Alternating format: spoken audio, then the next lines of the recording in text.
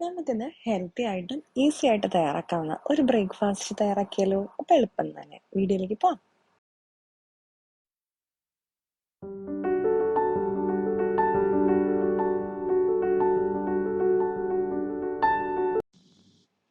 അതിനായിട്ട് ഒരു മിക്സിയുടെ ജാറിലേക്ക് ഞാൻ തേങ്ങയൊന്ന് ചേർത്ത് കൊടുത്തിട്ടുണ്ട്. ഇതിലേക്ക് ഞാൻ ഒരു പച്ചമുളകൊന്ന് ഒടി ചേർത്ത് കൊടുത്തിട്ടുണ്ട്. കാന്താരിയാണെങ്കിൽ ചേർക്കുക, എരിവനുസരിച്ചിട്ട്. കറിവേപ്പില ചേർത്ത് കൊടുത്തിട്ടുണ്ട്. നല്ല ജീരകം ചേർത്ത് കൊടുത്തിട്ടുണ്ട്. ഇനി നമുക്കിതിലേക്ക് ചേർക്കേണ്ടത് ബീട്രൂട്ട് ആണ്. ഇനി നമുക്കിതിലേക്ക് കുറച്ച് വെള്ളം ഒഴിച്ച് നന്നായിട്ടൊന്ന് അടിച്ചെടുക്കണം.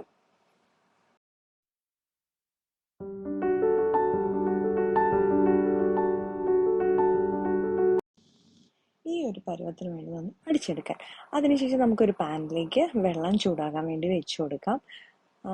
നമ്മുടെ ബ്രേക്ക്ഫാസ്റ്റിന് ആവശ്യത്തിനുള്ള ഉപ്പ് ചേർത്ത് കൊടുക്കാം കേട്ടോ.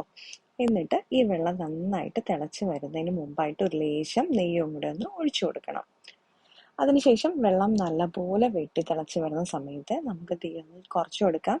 എന്നിട്ട് ഞാൻ ഇതിലേക്ക് ചേർക്കുന്ന നമ്മുടെ അരിപ്പൊടിയാണ്. അതായത് നമ്മൾ പത്തിരിയൊക്കെ തയ്യാറാക്കുന്ന തരം അരിപ്പൊടിയില്ലേ, ആ പൊടിയാട്ടോ. എന്നിട്ട് ഇതുപോലെ നമുക്കൊന്ന് ചെറു തീയിലിട്ടത് ജസ്റ്റ് ഒന്ന് കുഴച്ചെടുക്കാം. എന്നിട്ട് തീ ഓഫ് ചെയ്ത് കൊടുക്കാം. എന്നിട്ട് ഇതിലേക്ക് നമുക്ക് അരച്ച് വെച്ച നമ്മുടെ കൂട്ടുണ്ടല്ലോ, അതും കൂടി ചേർത്ത് നന്നായിട്ടൊന്ന് മിക്സ് ചെയ്ത് കുഴച്ച് ഒരു 5 മിനിറ്റ് ഒന്ന് മാറ്റി വയ്ക്കാം. അതിനുശേഷം നമുക്ക് ഇതുപോലെ അത് ചെറിയ ബോൾസ് ആയിട്ടോ പിടിയായിട്ടോ ഒക്കെ നമുക്ക് നമ്മുടെ ഇഷ്ടം പോലെ ഒന്ന് ഷേപ്പ് ചെയ്തെടുക്കാം. ഇനി നമുക്ക് ഇത് റെസ്റ്റ് ചെയ്യണമെന്ന് വെക്കണ്ട, നേരെ നമുക്കിതൊന്ന് ആവി കയറ്റി എടുക്കാം. നമ്മുടെ അരിപ്പൊടിയൊക്കെ ഒന്ന് ആവി കയറിയത് കൊണ്ട് തന്നെ ഒരു 7 മിനിറ്റ് 8 മിനിറ്റുള്ളിലൊക്കെ നമ്മുടെ ഫുഡ് റെഡിയായി കിട്ടും കേട്ടോ.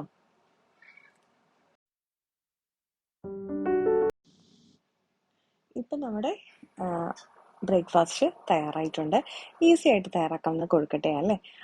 ഇതിപ്പോൾ കളർ മാറിയിരിക്കുന്നത് നമ്മൾ ബീട്രൂട്ട് ചേർത്ത് അരച്ചതുകൊണ്ടാണ്. ബീട്രൂട്ടിൻ്റെ ജ്യൂസായിട്ട് നമ്മൾ ചേർക്കുകയാണെന്നുണ്ടെങ്കിൽ ആ കളർ അതുപോലെ തന്നെ ഉണ്ടാവും കേട്ടോ. അപ്പോൾ എളുപ്പത്തിൽ തന്നെ തയ്യാറാക്കാവുന്ന ബ്രേക്ക്ഫാസ്റ്റ് എല്ലാവർക്കും ഇഷ്ടപ്പെട്ടിട്ടുണ്ടെന്ന് വിചാരിക്കുന്നു. അപ്പോൾ വീഡിയോ ഇഷ്ടപ്പെട്ടിട്ടുണ്ടെങ്കിൽ തീർച്ചയായിട്ടും ട്രൈ ചെയ്യാൻ നോക്കിയിട്ട് ഫീഡ്ബാക്ക് കമൻസ് ആയിട്ട് അറിയിക്കാൻ മറക്കരുതേ. അതുപോലെ തന്നെ സബ്സ്ക്രൈബർ സപ്പോർട്ട് തന്നെ മറക്കല്ലേ. ലൈക്ക് ചെയ്യാനും ഷെയർ ചെയ്യാനും കമൻറ്റ് ചെയ്യാനും വിട്ടുപോകരുതേ. അടുത്ത വീഡിയോയിൽ വീണ്ടും കാണാം. നന്ദി, നമസ്കാരം.